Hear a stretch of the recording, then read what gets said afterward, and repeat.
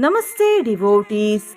In this video, I have chanted a very powerful Guru Raghavendra mantra. By listening to this mantra with devotion for complete 108 times, all desires will be fulfilled, mental peace will be obtained, and all types of fears will run out of life. Before listening to the mantra, if you are new to the channel, subscribe the channel, press the nearby bell icon and select all options. नव्येन्द्रोपलनीलभव्यकरसद्वृन्दावनान्तर्गतः श्रीमत्सद्गुरुराघवेन्द्रयतिरातुर्या ध्रुवं मङ्गलम्। नव्येन्द्रोपलनीलभव्यकरसद्वृन्दावनान्तर्गतः श्रीमत्सद्गुरुराघवेन्द्रयतिरातुर्या ध्रुवं मङ्गलम्। नव्येन्द्रोपलनीलभव्यकरसद्वृन्दावनान्तर्गतः श्रीमत्सद्गुरुराघवेन्द्रयतिरातुर्या ध्रुवं मङ्गलम्। नव्येन्द्रोपलनीलभव्यकरसद्वृन्दावनान्तर्गतः श्रीमत्सद्गुरुराघवेन्द्रयतिरातुर्या ध्रुवं मङ्गलम्। नव्येन्द्रोपलनीलभव्यकरसद्वृन्दावनान्तर्गतः श्रीमत्सद्गुरुराघवेन्द्रयतिरातुर्या ध्रुवं मङ्गलम्। नव्येन्द्रोपलनीलभव्यकरसद्वृन्दावनान्तर्गतः श्रीमत्सद्गुरुराघवेन्द्रयतिरातुर्या ध्रुवं मङ्गलम्। नव्येन्द्रोपलनीलभव्यकरसद्वृन्दावनान्तर्गतः श्रीमत्सद्गुरुराघवेन्द्रयतिरातुर्या ध्रुवं मङ्गलम्। नव्येन्द्रोपलनीलभव्यकरसद्वृन्दावनान्तर्गतः श्रीमत्सद्गुरुराघवेन्द्रयतिरातुर्या ध्रुवं मङ्गलम्।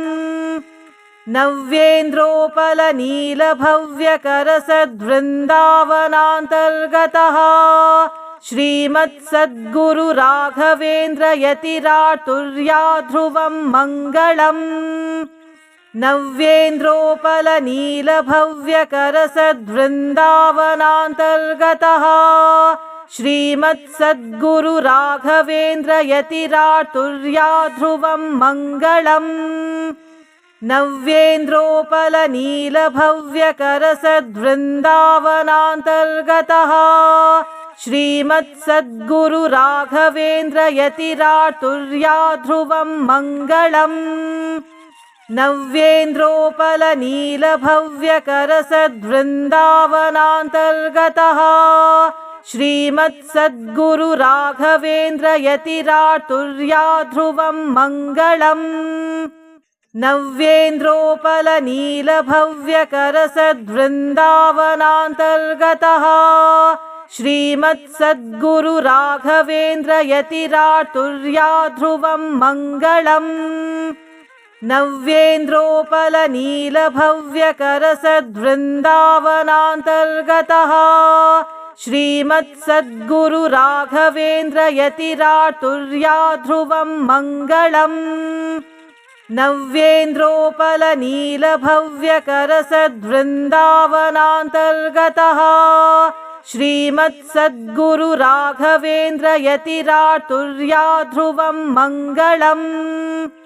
नव्येन्द्रोपलनीलभव्यकरसद्वृन्दावनान्तर्गतः श्रीमत्सद्गुरुराघवेन्द्रयतिरातुर्या ध्रुवं मङ्गलम्।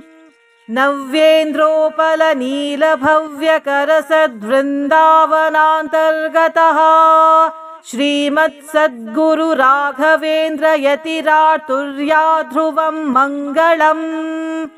नव्येन्द्रोपलनीलभव्यकरसद्वृन्दावनान्तर्गतः श्रीमत्सद्गुरुराघवेन्द्रयतिरातुर्या ध्रुवं मङ्गलम्। नव्येन्द्रोपलनीलभव्यकरसद्वृन्दावनान्तर्गतः श्रीमत्सद्गुरुराघवेन्द्रयतिराटुर्या ध्रुवं मङ्गलम्। नव्येन्द्रोपलनीलभव्यकरसद्वृन्दावनान्तर्गतः श्रीमत्सद्गुरुराघवेन्द्रयतिराटुर्या ध्रुवं मङ्गलम्। नव्येन्द्रोपलनीलभव्यकरसद्वृन्दावनान्तर्गतः श्रीमत्सद्गुरुराघवेन्द्रयतिराटुर्या ध्रुवं मङ्गलम्। नव्येन्द्रोपलनीलभव्यकरसद्वृन्दावनान्तर्गतः श्रीमत्सद्गुरुराघवेन्द्रयतिराटुर्या ध्रुवं मङ्गलम्। नव्येन्द्रोपलनीलभव्यकरसद्वृन्दावनान्तर्गतः श्रीमत्सद्गुरुराघवेन्द्रयतिराटुर्या ध्रुवं मङ्गलम्। नव्येन्द्रोपलनीलभव्यकरसद्वृन्दावनान्तर्गतः श्रीमत्सद्गुरुराघवेन्द्रयतिराटुर्या ध्रुवं मङ्गलम्। नव्येन्द्रोपलनीलभव्यकरसद्वृन्दावनान्तर्गतः श्रीमत्सद्गुरुराघवेन्द्रयतिराटुर्या ध्रुवं मङ्गलम्। नव्येन्द्रोपलनीलभव्यकरसद्वृन्दावनान्तर्गतः श्रीमत्सद्गुरुराघवेन्द्रयतिराटुर्या ध्रुवं मङ्गलम्। नव्येन्द्रोपलनीलभव्यकरसद्वृन्दावनान्तर्गतः श्रीमत्सद्गुरुराघवेन्द्रयतिराटुर्या ध्रुवं मङ्गलम्। नव्येन्द्रोपलनीलभव्यकरसद्वृन्दावनान्तर्गतः श्रीमत्सद्गुरुराघवेन्द्रयतिराटुर्या ध्रुवं मङ्गलम्। नव्येन्द्रोपलनीलभव्यकरसद्वृन्दावनान्तर्गतः श्रीमत्सद्गुरुराघवेन्द्रयतिराटुर्या ध्रुवं मङ्गलम्।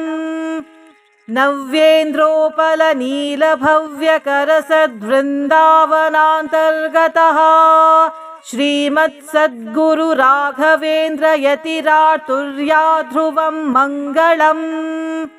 नव्येन्द्रोपलनीलभव्यकरसद्वृन्दावनान्तर्गतः श्रीमत्सद्गुरुराघवेन्द्रयतिराटुर्या ध्रुवं मङ्गलम्।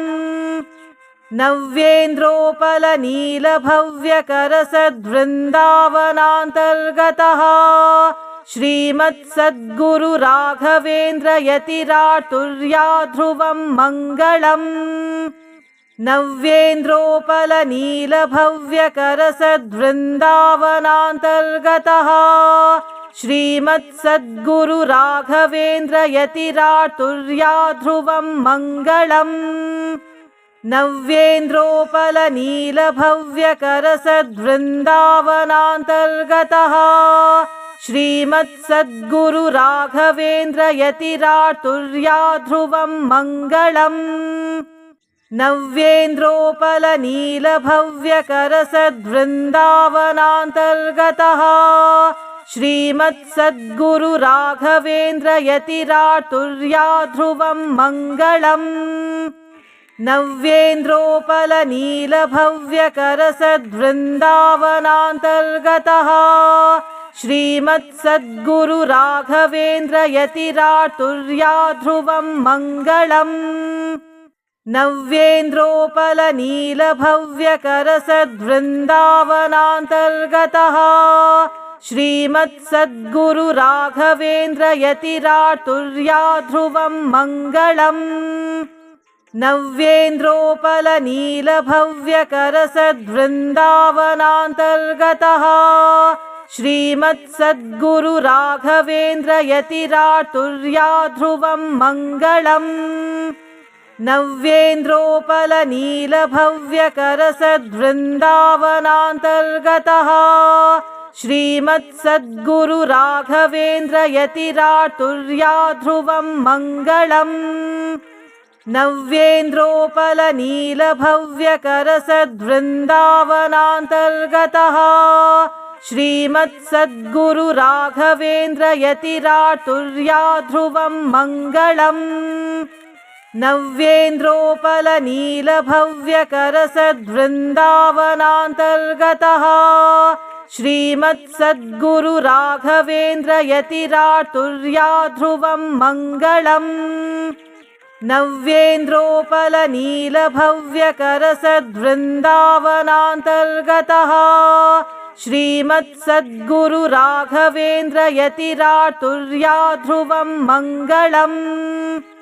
नव्येन्द्रोपलनीलभव्यकरसद्वृन्दावनान्तर्गतः श्रीमत्सद्गुरु राघवेन्द्र यतिराटुर्या ध्रुवं मङ्गलम् नव्येन्द्रोपलनीलभव्यकरसद्वृन्दावनान्तर्गतः श्रीमत्सद्गुरु राघवेन्द्र यतिराटुर्या ध्रुवं मङ्गलम् नव्येन्द्रोपलनीलभव्यकरसद्वृन्दावनान्तर्गतः श्रीमत्सद्गुरु राघवेन्द्र यतिराटुर्या ध्रुवं मङ्गलम् नव्येन्द्रोपलनीलभव्यकरसद्वृन्दावनान्तर्गतः श्रीमत्सद्गुरु राघवेन्द्र यतिराटुर्या ध्रुवं मङ्गलम्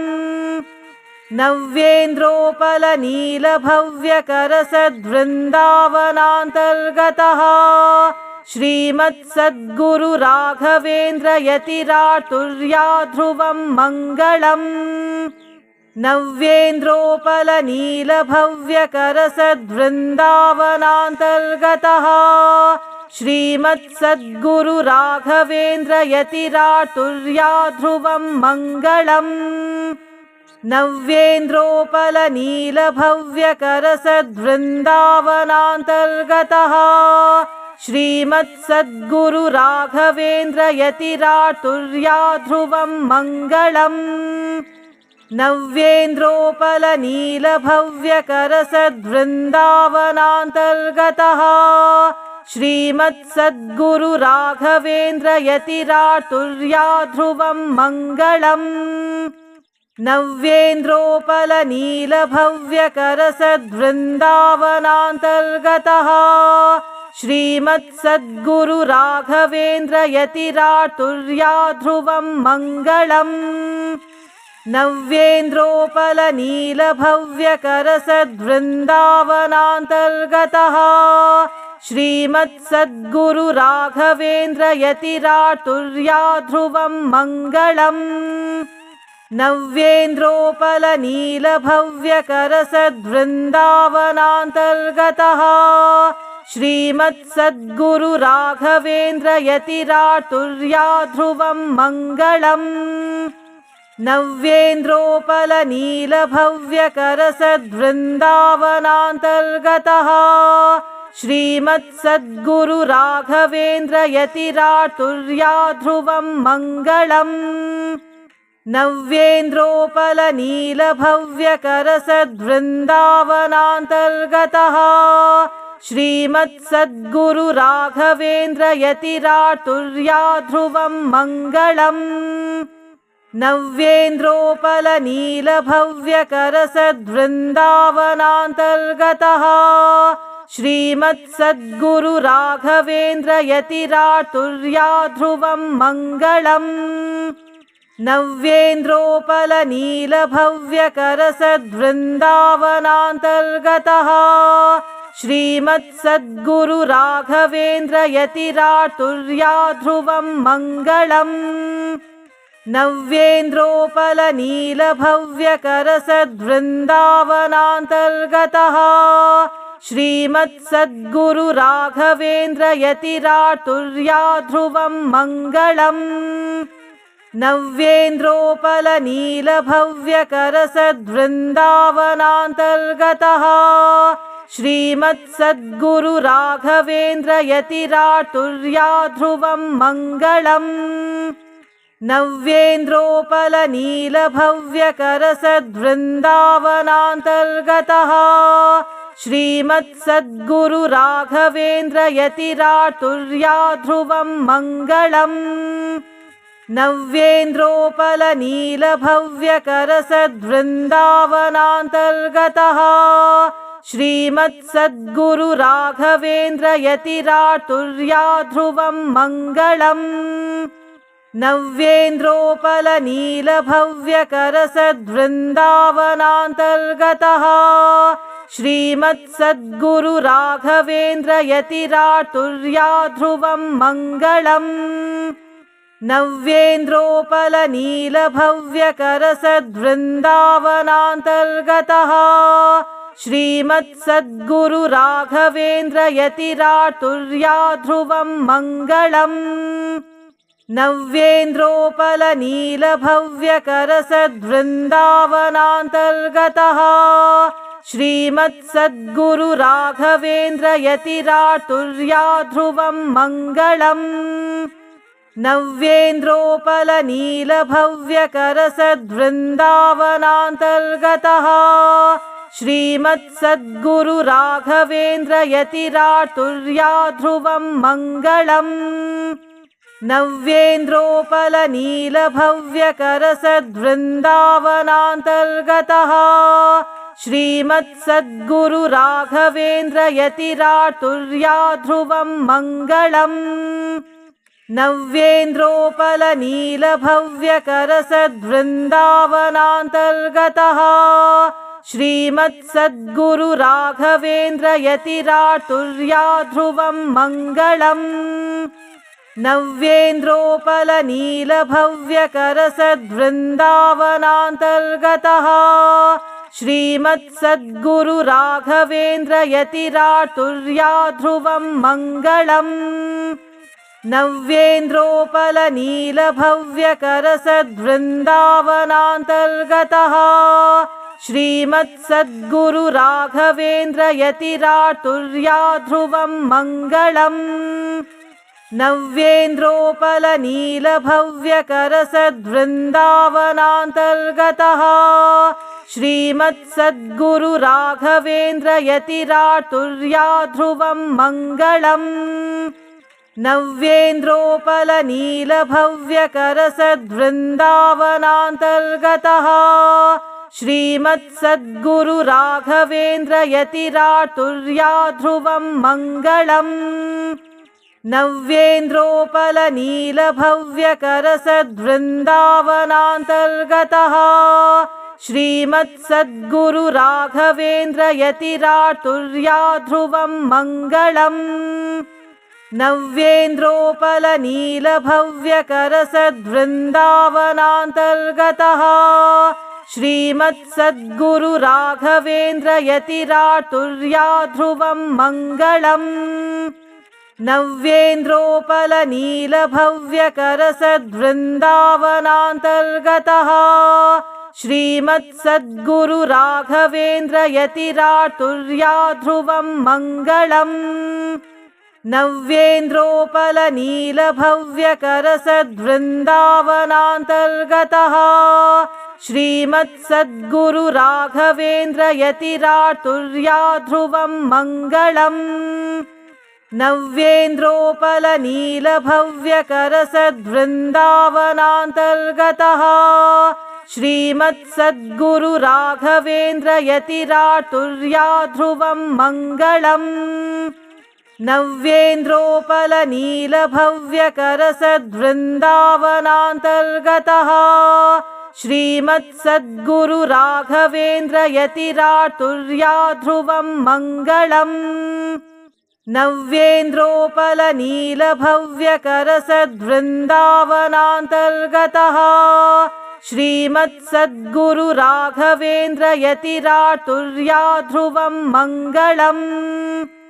नव्येन्द्रोपलनीलभव्यकरसद्वृन्दावनान्तर्गतः श्रीमत्सद्गुरु राघवेन्द्र यतिरातुर्या ध्रुवं मङ्गलम् नव्येन्द्रोपलनीलभव्यकरसद्वृन्दावनान्तर्गतः श्रीमत्सद्गुरु राघवेन्द्र यतिरातुर्या ध्रुवं मङ्गलम् नव्येन्द्रोपलनीलभव्यकरसद्वृन्दावनान्तर्गतः श्रीमत्सद्गुरु राघवेन्द्र यतिरातुर्या ध्रुवं मङ्गलम् नव्येन्द्रोपलनीलभव्यकरसद्वृन्दावनान्तर्गतः श्रीमत्सद्गुरु राघवेन्द्र यतिरातुर्या ध्रुवं मङ्गलम्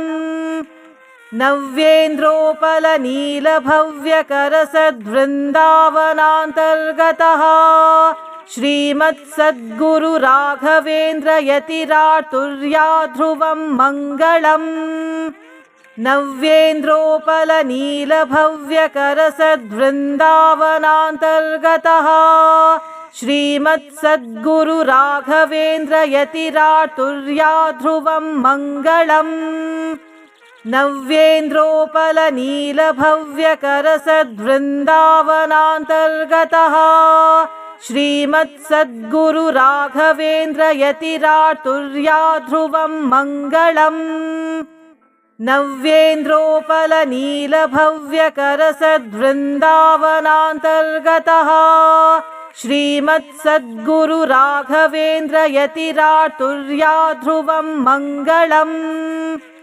नव्येन्द्रोपलनीलभव्यकरसद्वृन्दावनान्तर्गतः श्रीमत्सद्गुरु राघवेन्द्र यतिरातुर्या ध्रुवं मङ्गलम् नव्येन्द्रोपलनीलभव्यकरसद्वृन्दावनान्तर्गतः श्रीमत्सद्गुरु राघवेन्द्र यतिरातुर्या ध्रुवं मङ्गलम् नव्येन्द्रोपलनीलभव्यकरसद्वृन्दावनान्तर्गतः श्रीमत्सद्गुरु राघवेन्द्र यतिरातुर्या ध्रुवं मङ्गलम् नव्येन्द्रोपलनीलभव्यकरसद्वृन्दावनान्तर्गतः श्रीमत्सद्गुरु राघवेन्द्र यतिरातुर्या ध्रुवं मङ्गलम्